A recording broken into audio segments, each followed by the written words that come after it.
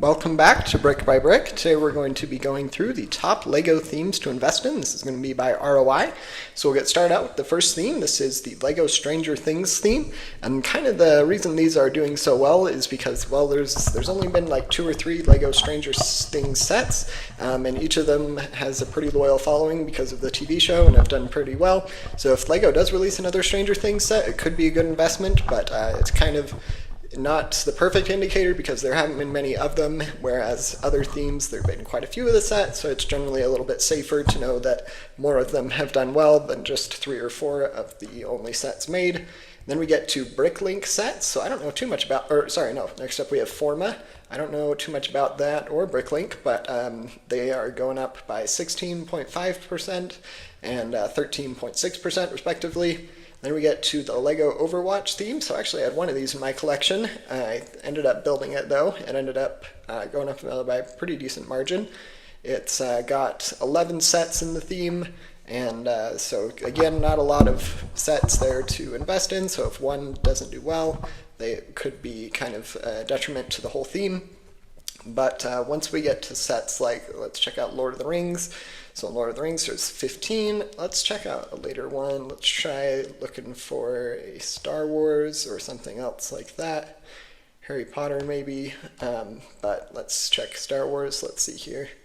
So Star Wars has 949 different sets, so there is a lot more diversity in the amount of Star Wars sets you can get. It's a very well-beloved theme, and it's generally a pretty safe, reliable investment. I have the majority of my LEGO investing collection tied up in LEGO Star Wars sets because they've ended up doing quite well.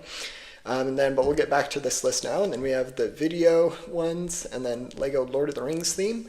I have a few Lord of the Rings sets in my collection now from the newest wave of Lord of the Rings sets. I wish I had some from the one from the early 2010s, but they haven't retired yet, so they haven't gone up in value yet, but I do think that they will likely follow the trend and go up in value as the other previous LEGO Lord of the Rings sets have.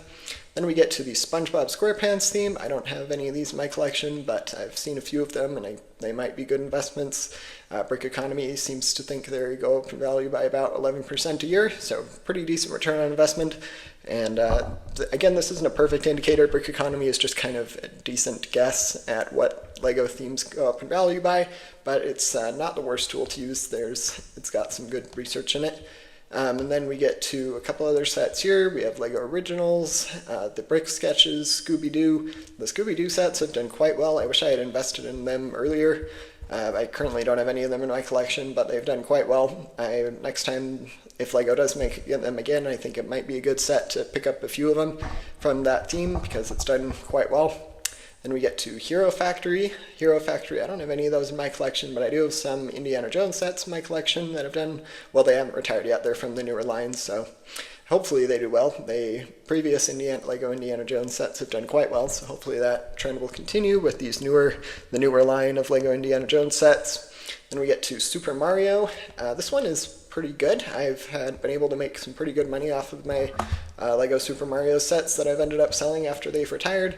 Well, I believe one of my best performing investment was a Firestarter character pack thing for the fire suit for Mario.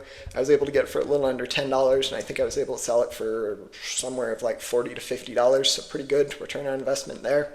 And then we get to the Teenage Mutant Ninja Turtles line. I don't have any of these in box in my collection, but it's been interesting to see how well they've performed.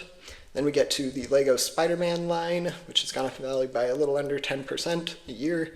Then the Hobbit line, this is similar to the Lord of the Rings line. It actually hasn't done quite as well, but it's got a fair amount of sets in it. Let's see how many they have. So there are 24 Hobbit sets. They were released from 2012 to 2014. And they're now worth a pretty good price. They've gone up in value by a pretty decent margin, and so hopefully they continue to. I don't have any of them in my collection, but I do think that they will continue to do well. And then we've got some other sets here. Here we have the Brickheadz line, which is also kind of I invest a couple dollars, well, a couple hundred in the LEGO Brickheadz sets. There's 164 of them. And Brickheadz, there's a lot of diversity in what theme, like you can get Star Wars Brickheadz, Lord of the Rings Brickheadz, I have both of those. So it's generally good to go with a theme that also does well with the Brickheadz line, so to kind of get a Brickheadz set and then as well get a theme that you know will pair well with it as a LEGO investment. Can be a good way to go. And then we have a couple other here. We have some Ben 10 sets, the Monster Fighter sets. These were released, I believe, also in the early 2010s. Yep, 2012. There are 13 of them, and they've been pretty well performing investments. They've gone up in value by, I can't remember what it by a decent margin, about 7% a year, so not quite as good as the market. So I would recommend sticking with, and then it says some of these sets that, like Lego Lone Ranger has not done too well. Ninjago movie Harry Potter here, gone up in value, but hasn't done too well. I'm guessing they don't take into account the sets that haven't retired yet, or they do take into account the sets that haven't retired. But some of these have done pretty well. But yeah, so those have been some of the top LEGO themes to invest in. Feel free to let me know if you have any questions, and don't forget to like and subscribe. Thanks. Bye.